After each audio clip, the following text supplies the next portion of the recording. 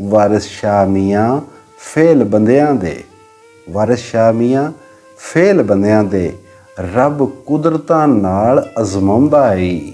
ਬਿਸਮਿल्लाहिर्रहमानिर्रहीम। ਪੰਜਾਬੀ ਰੰਗ ਨੂੰ ਚਾਹਣ ਵਾਲੇ, ਮਾਂ ਬੋਲੀ ਪੰਜਾਬੀ ਨਾਲ ਪਿਆਰ ਕਰਨ ਵਾਲੇ ਤੇ ਹੀਰ ਵਾਰਿਸ ਸ਼ਾਹ ਦੇ ਆਸ਼ਿਕ ਮੇਰੇ ਮੁਅੱਜ਼ਜ਼ ਸਾਮੀਨ ਸਭ ਨੂੰ ਮੇਰੀ ਤਰਫੋਂ ਬਹੁਤ ਸਲਾਮ ਹੋਵੇ। ਅੱਜ ਦੀ ਕਿਸ਼ਤ ਸ਼ੁਰੂ ਕਰਨ ਤੋਂ ਪਹਿਲੇ ਇੱਕ ਗਲਤੀ ਦੀ ਤਸਹੀਹ ਕਰਨਾ ਚਾਹੁੰਦਾ ਹੈ ਕਿ ਸੋਸ਼ਲ ਮੀਡੀਆ ਤੇ ਇੱਕ ਬੜਾ ਮਸ਼ਹੂਰ ਮਾਰੂਫ ਕਲਾਮ ਹੈ ਕਿ ਕਾਫ ਕੱਖਾਂ ਦੀਆਂ ਕੁਲੀਆਂ ਰਹਿਣ ਖੜੀਆਂ, ਚੂਨੇ ਗੱਛ ਹਵੇਲੀਆਂ ਢਹਿੰਦੀਆਂ ਨੇ, ਦਿਨ ਔਖੜੇ ਸੌਖੜੇ ਲੰਘ ਜਾਂਦੇ, ਗੱਲਾਂ ਯਾਦ ਸਜਣ ਦੀਆਂ ਰਹਿੰਦੀਆਂ ਨੇ। ਇਹ ਉਹ ਕਲਾਮ ਹੈ ਜਿਸ ਨੂੰ ਮੁਲਕ ਦੇ ਤਕਰੀਬਨ ਜਿਤਨੇ ਵੀ ਮਸ਼ਹੂਰ ਨਾਤ ਖਾਨ ਨੇ, ਹੀਰ ਖਾਨ ਨੇ, ਸਾਰਿਆਂ ਨੇ ਇਸ ਨੂੰ ਜ਼ਰੂਰ ਪੜ੍ਹਿਆ ਹੈ। ਤੇ ਜਿਤਨੇ ਵੀ ਹੀਰ ਖਾਨ ਜਾਂ ਨਾਤ ਖਾਨ ਨੇ, ਉਹਨਾਂ ਸਾਰਿਆਂ ਨੇ ਇਹਨਾਂ ਸ਼ੇਰਾਂ ਨੂੰ ਪੀਰ ਵਾਰਿਸ ਸ਼ਾਹ ਨਾਲ ਮਨਸੂਬ ਕੀਤਾ ਹੈ। ਇਹ ਕਲਾਮ ਸੋਸ਼ਲ ਮੀਡੀਆ ਤੇ ਬਹੁਤ ਜ਼ਿਆਦਾ ਮਸ਼ਹੂਰ ਹੈ, ਬਹੁਤ ਜ਼ਿਆਦਾ ਵਾਇਰਲ ਹੈ ਤੇ ਮੈਂ ਇਸ ਦੀ ਤਸਹੀਹ ਕਰਨਾ ਚਾਹੁੰਦਾ ਹੈ ਕਿ ਇਹ ਸ਼ੇਰ ਜਿਹੜੇ ਨੇ ਇਹ ਪੀਰ ਵਾਰਿਸ ਸ਼ਾਹ ਦੇ ਸ਼ੇਰ ਨਹੀਂ ਹਨ। ਇਸ ਦੀ ਪਹਿਲੀ ਦਲੀਲ ਤੇ ਇਹ ਹੀ ਹੈ ਕਿ ਇਹ ਜਿਵੇਂ ਇਸ ਦਾ ਆਗਾਜ਼ ਹੁੰਦਾ ਹੈ ਕਿ ਕਾਫ ਕੱਖਾਂ ਦੀਆਂ ਕੁਲੀਆਂ, ਤੇ ਇਹ ਜਿਹੜੇ ਵੀ ਕਿਸੇ ਹਰੂਫ ਤਹਜੀ ਦੇ ਕਿਸੇ ਕੀ ਹਰਫ ਨਾਲ ਮਿਸਰੇ ਸ਼ੁਰੂ ਹੁੰਦੇ ਹਨ, ਹਮੇਸ਼ਾ ਇਹ ਅੱਗੇ ਸ਼ਾਇਰ ਲਿਖਦੇ ਹੁੰਦੇ ਹਨ ਸੀ ਹਰਫੀ, ਜਿਹੜੇ ਹਰੂਫ ਤਹਜੀ ਜਿਤਨੇ ਵੀ ਹਨ ਅਲਫ ਤੋਂ ਲੈ ਕੇ ਯੇ ਤੱਕ, ਉਹਨਾਂ ਦੇ ਨਾਲ ਇੱਕ ਇੱਕ ਦੋੜਾ ਜਾਂ ਸ਼ੇਰ ਉਹ ਬਣਾਉਂਦੇ ਹੁੰਦੇ ਹਨ। ਤੇ ਪੀਰ ਵਾਰਿਸ ਸ਼ਾਹ ਨੇ ਕੋਈ ਵੀ ਸੀ ਹਰਫੀ ਲਿਖੀ ਨਹੀਂ ਹੈ। ਇਹ ਸ਼ੇਰ ਨੇ ਮੁਹੰਮਦ ਬੂਟਾ ਗੁਜਰਾਤੀ ਸਾਹਿਬ ਦੇ। ਕਿਸੇ ਵੀ ਸ਼ਾਇਰ ਨਾਲ ਇਹ ਬੜੀ ਜ਼ਿਆਦਤੀ ਹੁੰਦੀ ਹੈ ਕਿ ਉਸ ਦੇ ਸ਼ੇਰਾਂ ਨੂੰ ਕਿਸੇ ਹੋਰ ਨਾਲ ਮਨਸੂਬ ਕਰਕੇ ਪੇਸ਼ ਕੀਤਾ ਜਾਵੇ।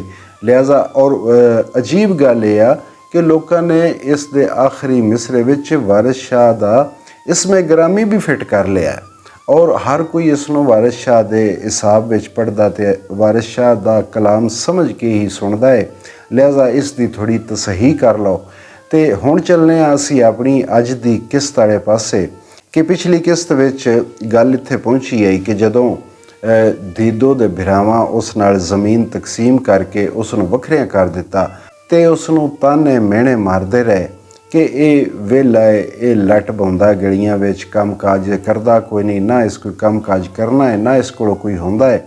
ਤੇ ਉਹਨਾਂ ਦੇ ਤਾਨਿਆਂ ਤੇ ਮਿਹਣਿਆਂ ਤੋਂ ਤੰਗ ਆ ਕੇ ਉਹ ਸੋਚਦਾ ਹੈ ਕਿ ਕਿਉਂ ਨਾ ਮੈਂ ਹਿੰਮਤ ਕਰਾਂ ਤੇ ਮੈਂ ਆਪ ਵਾਹੀ ਕਰਾਂ, ਆਪਣਾ ਹਲ ਚਲਾਵਾਂ, ਜਾ ਕੇ ਆਪਣਾ ਕੰਮ ਖੁਦ ਕਰਾਂ।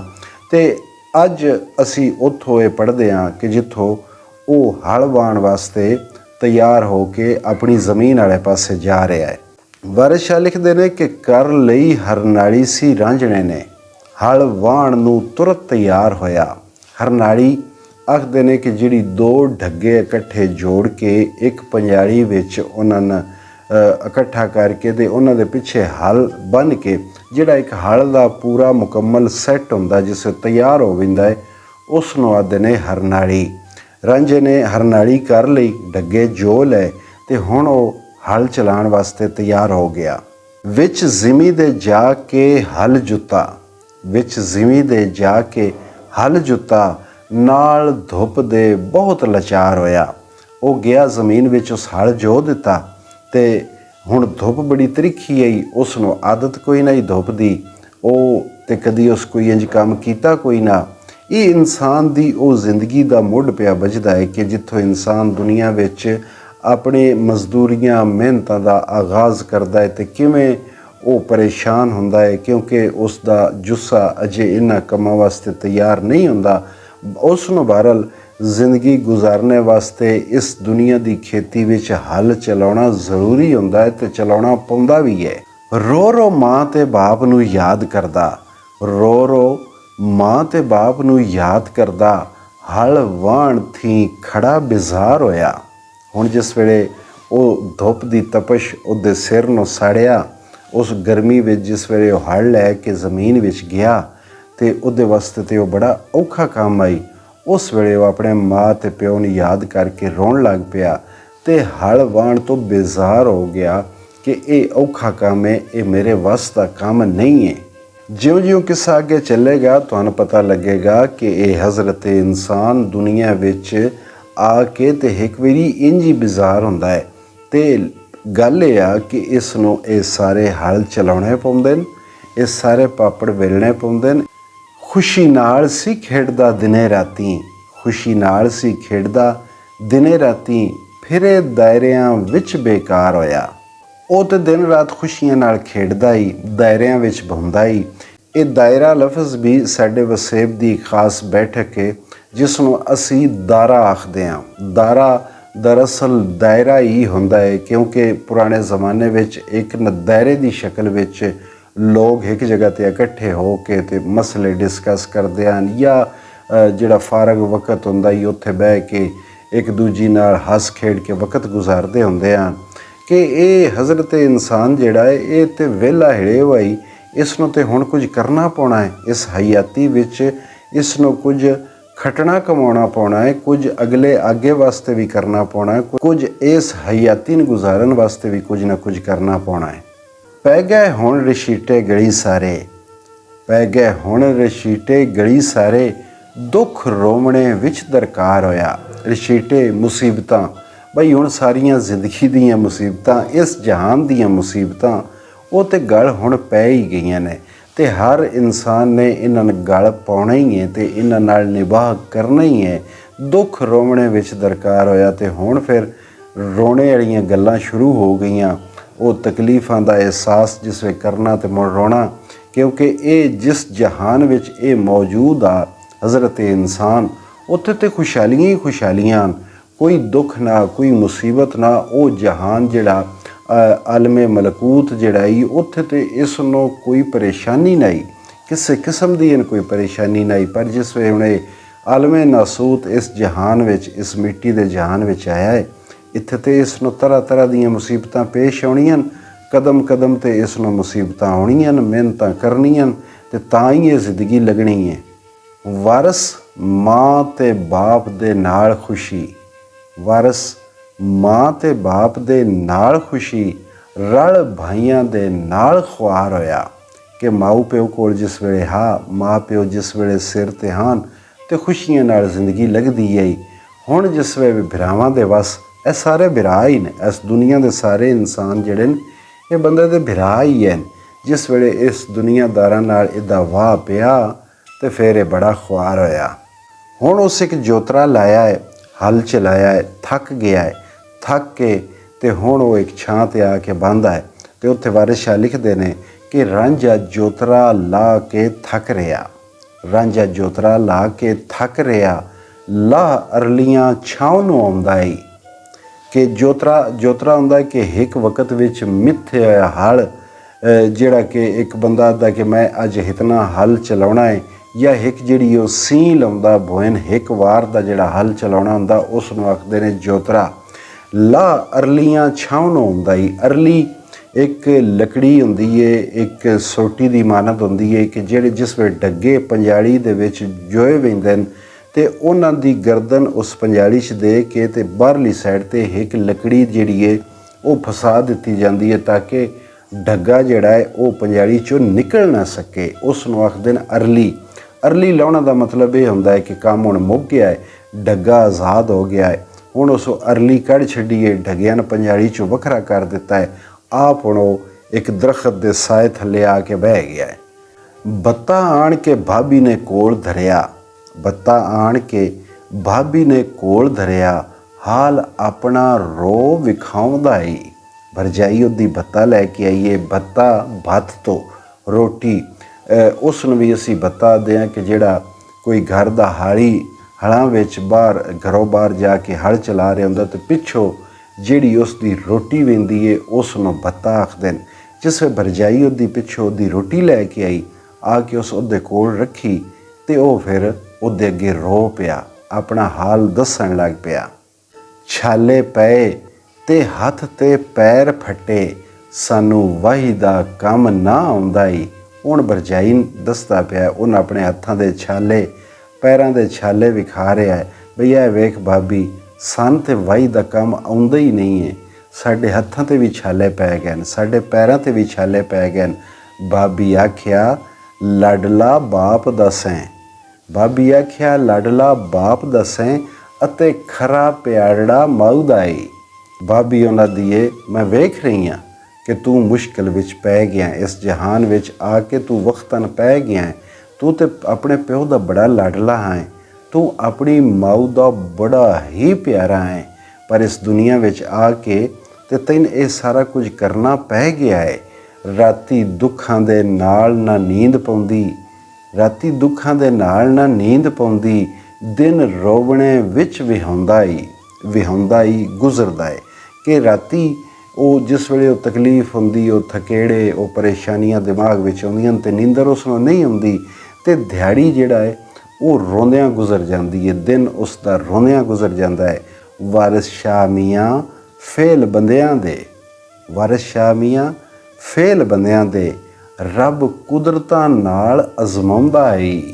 ਇਹ ਹੁਣ ਜਿੱਥੇ ਆਖਰ ਵਿੱਚ ਕਿਸੇ ਵੀ ਹਿੱਸੇ, ਕਿਸੇ ਵੀ ਮੁਕਾਲਮੇ ਵਿੱਚ ਆਖਰ 'ਤੇ ਵਾਰਿਸ ਸ਼ਾਹ ਜਿਹੜੀ ਆਪਣੇ ਇੱਕ ਮਿਸਰੇ ਦੀ ਗੱਡ ਮਾਰਦੇ ਨੇ ਉਸ ਪਿਛਲੀ ਕਹਾਣੀ, ਉਹਦੇ ਵਿੱਚ ਉਹ ਪਿਛਲੀ ਕਹਾਣੀ ਉਹ ਮੁਕੰਮਲ ਹੋ ਪੈਂਦੀ ਏ ਕਿ ਇਹ ਹੁਣ ਇੱਥੇ ਉਹ ਇਹ ਫਰਮਾ ਰਹੇ ਨੇ ਕਿ ਇਨਸਾਨ ਨੂੰ ਰੱਬ ਅਜ਼ਮਾਉਂਦਾ ਹੈ, ਆਜ਼ਮਾਇਸ਼ਾਂ ਦੇ ਕੇ, ਮੁਸੀਬਤਾਂ ਦੇ ਕੇ, ਅਤੇ ਇਹ ਰੱਬ ਤਾਲਾ ਆਪਣੀ ਕੁਦਰਤ ਨਾਲ ਇਨਸਾਨ ਨੂੰ ਅਜ਼ਮਾਉਂਦਾ ਹੈ ਕਿ ਇਹ ਪਾਸ ਹੁੰਦਾ ਹੈ ਜਾਂ ਫੇਲ ਹੁੰਦਾ ਹੈ। ਕੁਰਾਨ ਵਿੱਚ ਵੀ ਇਹ ਬੜੀ ਮਸ਼ਹੂਰ ਆਇਤ ਹੈ ਜਿਹਦੇ ਵਿੱਚ ਅੱਲਾਹ ਪਾਕ ਇਹ ਫਰਮਾਉਂਦਾ ਹੈ ਕਿ ਮੈਂ ਬੰਦੇ ਨੂੰ ਅਜ਼ਮਾਉਣਾ ਹੈ, ਅਜ਼ਮਾ ਕੇ ਮੈਂ ਵੇਖਦਾ ਬੰਦੇ ਨੂੰ ਕਿ ਮੇਰਾ ਬੰਦਾ ਸ਼ੁਕਰ ਕਰਦਾ ਹੈ ਜਾਂ ਨਹੀਂ ਕਰਦਾ। ਹੁਣ ਉਹ ਦੁੱਖਾਂ ਦਾ ਮਾਰਿਆ ਥੱਕਾ ਹੋਇਆ ਅਤੇ ਆਪਣੀ ਭਾਬੀ ਨਾਲ ਲੜਦਾ ਹੈ, ਉਸ ਨਾਲ ਗੁੱਸਾ ਕਰਦਾ ਹੈ ਕਿ ਭਰਜਾਈਓ ਇਹ ਤੁਹਾਡੀ ਹੀ ਵਜ੍ਹਾ ਹੈ ਕਿ ਮੈਂ ਅੱਜ ਇਸ ਮੁਸੀਬਤ ਨੂੰ ਪੈ ਗਿਆ। ਅਤੇ ਵਾਰਿਸ ਸ਼ਾਹ ਲਿਖਦੇ ਨੇ ਕਿ ਰਾਂਝਾ ਆਖਦਾ ਭਾਬੀਓ ਵੈਰਨੋ ਨੀ, ਰਾਂਝਾ ਆਖਦਾ ਭਾਬੀਓ ਵੈਰਨੋ ਨੀ, ਤੁਸਾਂ ਭਾਈਆਂ ਨਾਲੋਂ ਵਿਛੋੜਿਆ ਜੇ, ਕਿ ਤੁਸੀਂ ਸਾਡੇ ਨਾਲ ਦੁਸ਼ਮਣੀ ਕੀਤੀ ਹੈ, ਮੈਨੂੰ ਤੁਸਾਂ ਭਰਾਵਾਂ ਤੋਂ ਦੂਰ ਕਰ ਦਿੱਤਾ ਹੈ, ਵੱਖ ਕਰ ਦਿੱਤਾ ਹੈ। ਖੁਸ਼ੀ ਰੂਹ ਨੂੰ ਬਹੁਤ ਦਿਲਗੀਰ ਕਰਕੇ, ਖੁਸ਼ੀ ਰੂਹ ਨੂੰ ਬਹੁਤ ਦਿਲਗੀਰ ਕਰਕੇ ਤੁਸਾਂ ਫੁੱਲ ਗੁਲਾਬ ਦਾ ਤੋੜਿਆ ਜੇ, ਕਿ ਮੇਰੀ ਰੂਹ ਜਿਹੜੀ ਇੱਕ ਖੁਸ਼ਹਾਲ ਰੂਹ ਆਈ, ਖੁਸ਼ੀਆਂ ਵਾਲੀ ਰੂਹ ਆਈ, ਉਸ ਨੂੰ ਤੁਸੀਂ ਦੁਖੀ ਕੀਤਾ, ਤੁਸਾਂ ਫੁੱਲ ਗੁਲਾਬ ਦਾ ਤੋੜ ਦਿੱਤਾ ਹੈ। ਹੁਣ ਇਹ ਫੁੱਲ ਮੁਰਝਾ ਰਿਹਾ ਹੈ, ਦੁਨੀਆ ਦੀ ਗਰਮੀ ਤੋਂ, ਹਾਲਾਤ ਦੀ ਤਪਸ਼ ਤੋਂ ਇਹ ਫੁੱਲ ਮੁਰਝਾ ਰਿਹਾ ਹੈ। ਸਕਿਆਂ ਭਾਈਆਂ ਨਾਲੋਂ ਵਿਛੋੜ ਮੈਨੂੰ, ਕੰਡਾ ਵਿੱਚ ਕਲੇਜੇ ਦੇ ਪੋੜਿਆ ਜੇ, ਪੋੜਿਆ ਚੁਭੋਇਆ, ਕਿ ਮੈਨੂੰ ਸਕਿਆਂ ਭਰਾਵਾਂ ਨਾਲ ਵੱਖ ਕਰਕੇ ਮੇਰੇ ਕਲੇਜੇ ਵਿੱਚ ਤੁਸਾਂ ਕੰਡਾ ਚੁਭੋ ਦਿੱਤਾ ਹੈ। ਭਾਈ ਜਿਗਰ ਤੇ ਜਾਨ ਸਾਂ ਅਸੀਂ ਅੱਠੇ, ਭਾਈ ਜਿਗਰ ਤੇ ਜਾਨ ਸਾਂ ਅਸੀਂ ਅੱਠੇ, ਵੱਖੋ ਵੱਖ ਹੀ ਚਾਹ ਵਿਛੋੜਿਆ ਜੇ, ਕਿ ਅਸੀਂ ਅੱਠੇ ਬਿਰਾ ਆਪਸ ਵਿੱਚ ਇੱਕ ਦੂਜੀ ਦੀ ਜਾਨ ਆਸੇ, ਇੱਕ ਜਾਨ ਆਸੇ, ਪਰ ਭਰਜਾਈਓ ਤੁਸੀਂ ਆ ਕੇ ਸਾਨੂੰ ਵੱਖੋ ਵੱਖ ਕਰ ਦਿੱਤਾ ਹੈ। ਤੁਸਾਂ ਫਿਕਰ ਕੀਤਾ ਸਾਡੇ ਕੱਢਣੇ ਦਾ, ਤੁਸਾਂ ਫਿਕਰ ਕੀਤਾ ਸਾਡੇ ਕੱਢਣੇ ਦਾ, ਭਾਈਆਂ ਨਾਲੋਂ ਵਿਛੋੜ ਕੇ ਮੋੜਿਆ ਜੇ, ਨਾਲ ਕਹਿਰ ਦੇ ਅੱਖੀਆਂ ਕੱਢ ਭਾਬੀ, ਨਾਲ ਕਹਿਰ ਦੇ ਅੱਖੀਆਂ ਕੱਢ ਭਾਬੀ, ਵੇਖੋ ਮਿਹਣਾ ਹੋਰ ਕੀ ਜੋੜਿਆ ਜੇ, ਕਿ ਦੁਸ਼ਮਣੀ ਵੀ ਤੁਸਾਂ ਕੀਤੀ ਹੈ ਅਤੇ ਵੇਖੋ ਤੁਸਾਂ ਮਿਹਣਾ ਕੇ ਮਾਰਿਆ ਹੈ, ਤੁਸਾਂ ਮੇਰੇ 'ਤੇ ਇਲਜ਼ਾਮ ਕਿਹੜੇ ਕਿਹੜੇ ਲਾਏ ਨੇ ਜਿਹੜੇ ਮੈਂ ਕਦੀ ਜਿਹੋ ਜਿਹੇ ਕੰਮ ਮੈਂ ਕਦੀ ਕੀਤੇ ਹੀ ਨਹੀਂ ਆ। ਦਿਨ ਰਾਤ ਸਾਂ ਮਸਤ ਮੈਂ ਵਿੱਚ ਯਾਰਾਂ, ਬੋਲੀ ਮਾਰ ਕੇ ਚਾਹ ਅਜੋੜਿਆ ਜੇ, ਅਜੋੜਿਆ ਜੋੜ ਦੇ ਮੁਤਰਾਦਫ ਯਾਨੀ ਵੱਖ ਕਰ ਦਿੱਤਾ। ਜਦੋਂ ਸਫਾਂ ਹੋ ਟੁਰਨਗੀਆਂ ਤਰਫ ਜੰਨਤ, ਜਦੋਂ ਸਫਾਂ ਹੋ ਟੁਰਨਗੀਆਂ ਤਰਫ ਜੰਨਤ, ਵਾਰਿਸ ਸ਼ਾਹ ਦੀ ਵਾਗ ਨਾ ਮੋੜਿਆ ਜੇ, ਕਿ ਦੁਨੀਆ ਮੇਰੀ ਤੇ ਖਰਾਬ ਕਰ ਦਿੱਤੀ।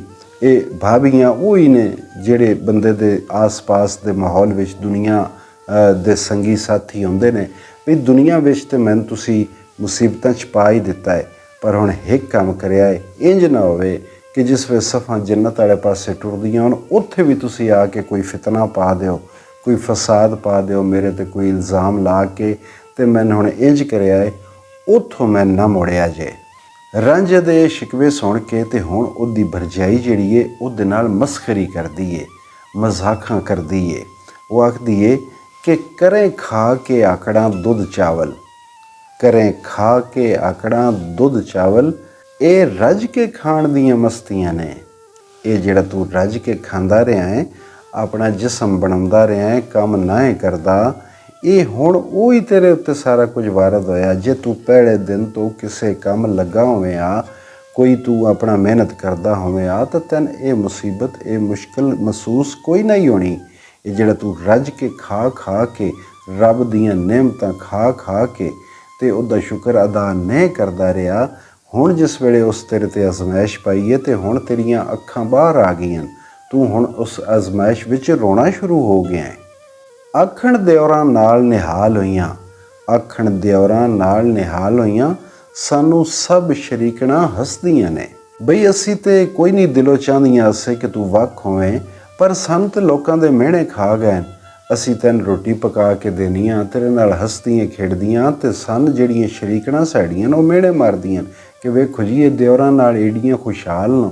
ਦਿਓਰ ਜਿਹੜਾ ਉਸ ਨੂੰ ਨਾ ਕੰਮ ਕਰਨ ਦਿੰਦੀਆਂ, ਨਾ ਉਹਨੂੰ ਕੁਝ ਕਰਨ ਦਿੰਦੀਆਂ, ਰੋਟੀ ਟੁੱਕਰ ਉਹਨੂੰ ਖਵਾਈ ਜਾ ਰਹੀਆਂ ਨੇ।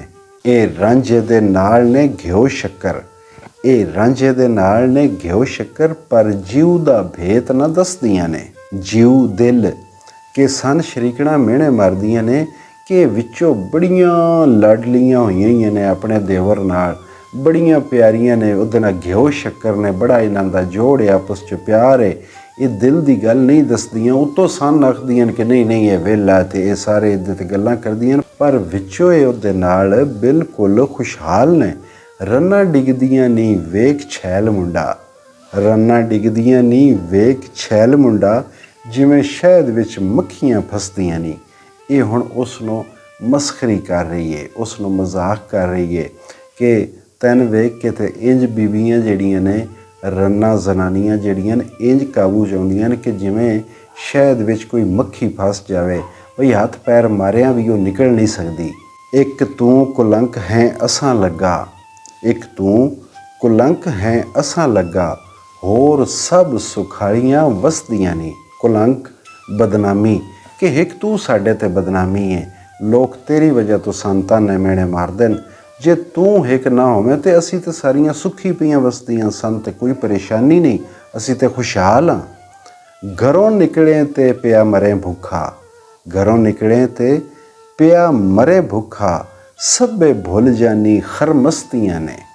ਕਿ ਤੂੰ ਜਿਸੇ ਘਰੋਂ ਨਿਕਲਣਾ ਹੈ ਨਾ ਇਸ ਦੁਨੀਆ ਵਿੱਚ, ਜਿਸੇ ਤੂੰ ਜਾਣਾ ਹੈ, ਤੇ ਜਿਸੇ ਤੂੰ ਭੁੱਖਾ ਮਰਨਾ, ਬਈ ਤੈਨੂੰ ਤੇ ਕੰਮ ਦੀ ਆਦਤ ਕੋਈ ਨਹੀਂ, ਤੂੰ ਕਰਕੇ ਤੇ ਖਾ ਨਹੀਂ ਸਕਣਾ, ਤੇ ਸਾਰੀਆਂ ਖਰਮਸਤੀਆਂ ਤੈਨੂੰ ਭੁੱਲ ਜਾਣੀਆਂ ਨੇ। ਇਹ ਖੋਤੇ ਵਾਲੀਆਂ ਮਸਤੀਆਂ ਜਿਹੜੀਆਂ ਤੂੰ ਕਰਦਾ ਹੈ, ਇਹ ਤੈਨੂੰ ਸਾਰੀਆਂ ਭੁੱਲ ਜਾਣੀਆਂ। ਹੱਥ ਪਕੜ ਕਮਾਨ ਤੂਫਾਨ ਵਾਲੀ, ਤੀਰ ਮਿਹਣਿਆਂ ਦੇ ਸਾਨੂੰ ਕੱਸਦੀਆਂ ਨਹੀਂ। ਇਹ ਰਾਂਝਾ ਹੁਣ ਆਖਦਾ ਪਿਆ ਹੈ ਕਿ ਹੱਥ ਪਕੜ ਕਮਾਨ ਤੂਫਾਨ ਵਾਲੀ, ਤੀਰ ਮਿਹਣਿਆਂ ਦੇ ਸਾਨੂੰ ਕੱਸਦੀਆਂ ਨਹੀਂ, ਵਿੱਚ ਵਿਹੜਿਆਂ ਬਾਂਦੀਆਂ ਡਾਹ ਚਰਖੇ, ਵਿੱਚ ਵਿਹੜੇ ਬਾਂਦੀਆਂ ਡਾਹ ਚਰਖੇ, ਨਿਤ ਸਾਡੀਆਂ ਗੱਲਾਂ ਤੋਂ ਹੱਸਦੀਆਂ ਨਹੀਂ। ਇਹ ਹੁਣ ਉਹ ਬਾਬੀ ਨੇ ਆਖਦਾ ਪਿਆ ਹੈ, ਉਸ ਨੂੰ ਉਹ ਅੱਗੋਂ ਟਿਚਕਰ ਕਰਦਾ ਪਿਆ ਬਈ ਇਹ ਜਨਾਬ ਅਲੀ ਵਿਹੜੇ ਵਿੱਚ ਜਿਸ ਸਾਰੀਆਂ ਇਕੱਠੀਆਂ ਹੋ ਕੇ ਚਰਖੇ ਡਾਹ ਕੇ ਬਾਂਦੀਆਂ ਨੇ ਤੇ ਮੇਰੀਆਂ ਗੱਲਾਂ ਕਰ ਕੇ ਹੱਸਦੀਆਂ, ਮੇਰਾ ਮਜ਼ਾਕ ਉਡਾਉਂਦੀਆਂ, ਮੇਰਾ ਸ਼ੁਗਲ ਕਰਦੀਆਂ। ਮਨ ਭਾਉਂਦਾ ਖਾਈਏ ਜਗ ਆਖੇ, ਮਨ ਭਾਉਂਦਾ ਖਾਈਏ ਜਗ ਆਖੇ, ਗੱਲਾਂ ਮੁਲਕ ਨੂੰ ਭਾਂਦੀਆਂ ਰਸਦੀਆਂ ਨੇ। ਇਹ ਬੜੇ ਕਮਾਲ ਦੀ ਗੱਲ ਵਾਰਿਸ ਸ਼ਾਹ ਦੱਸ ਰਹੇ ਨੇ ਕਿ ਮਨ ਭਾਉਂਦਾ ਖਾਈਏ, ਬਈ ਖਾਵੀਏ ਬੇਸ਼ੱਕ ਜੋ ਦਿਲ ਆਵੇ, ਆਪਣੇ ਦਿਲ ਦੀ ਪਸੰਦ ਦਾ ਖਾਵੀਏ, ਇਹਦੇ 'ਚ ਕੋਈ ਹਰਜ ਨਹੀਂ, ਪਰ ਗੱਲਾਂ ਮੁਲਕ ਨੂੰ ਭਾਂਦੀਆਂ ਰਸਦੀਆਂ ਨਹੀਂ, ਰਸਦੀਆਂ ਮਿੱਠੀਆਂ ਗੱਲਾਂ। ਕਿ ਇਹਦੇ ਵਿੱਚ ਉਹ ਇਹ ਸਮਝਾ ਰਹੇ ਬੰਦੇ ਨਾ ਕਿ ਖਾਓ ਜੋ ਮਰਜ਼ੀ ਹੈ ਤੁਹਾਡਾ, ਜੋ ਦਿਲ ਆਖੇ। ਇਹ ਹੁਣ ਉਸ ਬਦਲੇ ਵਿੱਚ ਵੀ ਗੱਲ ਹੈ ਨਾ ਕਿ ਜਿੱਥੇ ਉਹ ਉਸ ਨੂੰ ਮਿਹਣਾ ਮਾਰਦੀ ਹੈ ਕਿ ਦੁੱਧ ਚਾਵਲ ਖਾ ਕੇ ਤੂੰ ਮਸਤੀਆਂ ਕਰਦਾ, ਤੇ ਉਹ ਇਹ ਗੱਲ ਗੁਰਦਾਨਾਈ ਦੀ ਦੱਸ ਰਿਹਾ ਬਈ ਖਾਣੇ 'ਚ ਕੋਈ ਹਰਜ ਨਹੀਂ, ਜੋ ਦਿਲ ਹੈ ਖਾਓ, ਪਰ ਮੂੰਹੋਂ ਗੱਲ ਉਹ ਕੱਢੋ ਜਿਹੜੀ ਜ਼ਮਾਨੇ ਨੂੰ ਚੰਗੀ ਲੱਗੇ। ਖਾਓ ਆਪਣੇ ਮਨਪਸੰਦ ਦਾ ਤੇ ਬੋਲੋ ਦੂਜਿਆਂ ਦੇ ਮਨਪਸੰਦ ਦਾ। ਵਾਰਸ ਜਿਨ੍ਹਾਂ ਨੂੰ ਆਦਤਾਂ ਭੈੜੀਆਂ ਨਹੀਂ, ਵਾਰਸ ਜਿਨ੍ਹਾਂ ਨੂੰ ਆਦਤਾਂ ਭੈੜੀਆਂ ਨਹੀਂ, ਸਭ ਖਲਕਤਾਂ ਉਸ ਤੋਂ ਨਸਦੀਆਂ ਨਹੀਂ। ਇਹ ਹੁਣ ਗੱਲ ਵਾਰਿਸ ਸ਼ਾਹ ਸਮਝਾ ਰਹੇ ਨੇ ਕਿ ਜਿਸ ਬੰਦੇ ਨੂੰ ਵੀ ਭੈੜੀ ਆਦਤ ਹੋਵੇ, ਦੁਨੀਆ ਖੁਦ ਹੀ ਉਸ ਤੋਂ ਦੂਰ ਨਸਦੀ ਹੈ, ਉਸ ਦੇ ਨੇੜੇ ਆ ਕੇ ਬਾਣੇ ਵਾਸਤੇ ਕੋਈ ਤਿਆਰ ਨਹੀਂ ਹੁੰਦਾ। ਉਹ ਬੰਦਾ ਜਿਸ ਨੂੰ ਬੁਰੀਆਂ ਆਦਤਾਂ ਹੋਣ, ਜਿਸ ਨੂੰ ਭੈੜੀਆਂ ਆਦਤਾਂ ਹੋਣ। ਇਨਸਾਨ ਨੂੰ ਆਪਣੇ ਕਿਰਦਾਰ ਦਾ ਧਿਆਨ ਰੱਖਣਾ ਚਾਹੀਦਾ ਤਾਂ ਹੀ ਉਹ ਇਸ ਮੁਆਸ਼ਰੇ ਵਿੱਚ ਕਾਬਿਲ ਕਬੂਲ ਹੁੰਦਾ ਹੈ। ਇਜਾਜ਼ਤ ਦਿਓ, ਰੱਬ ਰਾਖਾ।